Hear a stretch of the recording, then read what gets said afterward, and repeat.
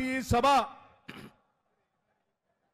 భారతదేశంలో జరుగుతున్నటువంటి సాధారణ ఎన్నికలకు సంబంధించి అఖిల భారత కాంగ్రెస్ కమిటీ ఆధ్వర్యంలో మేనిఫెస్టోని ఇక్కడ రిలీజ్ చేసేటువంటి కార్యక్రమాన్ని రాహుల్ గాంధీ గారి ఆధ్వర్యంలో ఈ తుక్కుగూడ చారిత్రాత్మకమైనటువంటి సభా ప్రాంగణంలో ఈరోజు ఏర్పాటు చేసుకున్నాం.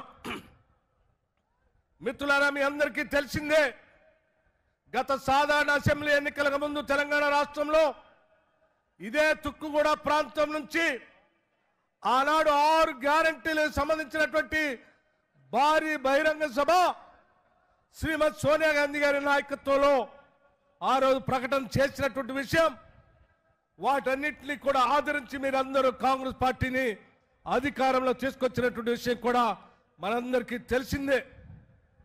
ఈరోజు ఉన్నటువంటి పరిస్థితుల్లో గత 10 ఏళ్లు పాలన చేసిన టీఆర్ఎస్ పార్టీ ఆర్థిక సంక్షోభాన్ని, విద్యుత్ సంక్షోభాన్ని సృష్టించి సుడిగుండంలాగా ఈ రాష్ట్రాన్ని తయారు చేసి వెళితే రాష్ట్రంలో కాంగ్రెస్ పార్టీ ఇందిరమ్మ రాజ్యం అధికారంలోకి వచ్చిన తర్వాత ఈ 2 వ్యవస్థల్ని ఘాట్లో పెట్టి మొదటి నెలలో ఆర్థిక వ్యవస్థకు సంబంధించి, విద్యాశాఖకు సంబంధించి శ్వేతపత్రాన్ని శాసనసభలో ప్రవేశపెట్టే కాకుండా వాటిని సరి చేసుకుంటూ మొదటి తారీఖు నాడే ఈ రాష్ట్రంలో ఉన్నటువంటి దాదాపు 3,68,200 ప్రభుత్వ ఉద్యోగస్తులకి, 2,77,000 మంది పెన్షనర్స్ కి మొదటి తారీఖు నాడే జీతాలు ఇచ్చినటువంటి చారిత్రాత్మకమైన నిర్ణయం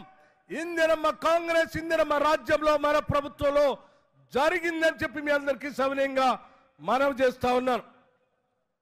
ఇచ్చిన మాట ప్రకారం ఉచితంగా బస్సుల్లో మహిళలు తిరిగేటట్టు ఏర్పాటు చేశాం. 10 లక్షల వరకు రాజీవ్ ఆరోగ్యశ్రీకి సంబంధించిన నిధులు ఇచ్చాం.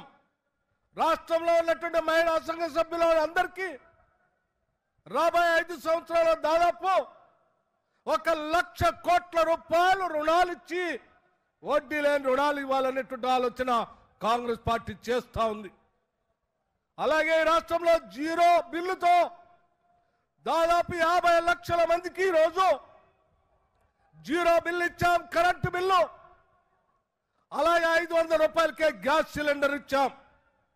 మీ అందరికీ తెలిసిందే, ఈరోజు రాష్ట్రంలో ఉన్నటువంటి ఆర్థిక పరిస్థితిని అధిగమిస్తూ కూడా ఇవన్నీ చేస్తున్నామనంటే మన నాయకుడు శ్రీ రాహుల్ గాంధీ గారు నిరంతరం పర్యవేక్షణ చేస్తూ రాష్ట్ర ప్రభుత్వానికి దిశ నిర్దేశం చేస్తూ ఇచ్చిన హామీలు నిలబెట్టే కార్యక్రమాన్ని చేసుకునేటట్టుగా మనల్ని ముందుకు నడిపిస్తా ఉన్నారు.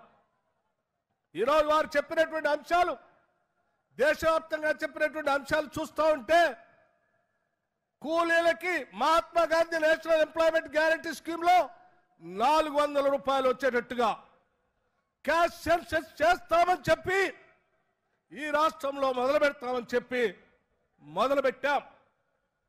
ఒక విప్లవకారుడిగా ఈ దేశంలో తాడితులకి, పీడితులకి, బాధితులకి, మధ్యతరగతి కుటుంబాలకి, యువతకి, మహిళలకి అందరికీ న్యాయం జరగాలనేటువంటి ఆలోచనతో ఈరోజు న్యాయ పత్రాన్ని రాహుల్ గాంధీ గారు ఇక్కడ మన అందరి ముందు ఆవిష్కరింప చేశారు.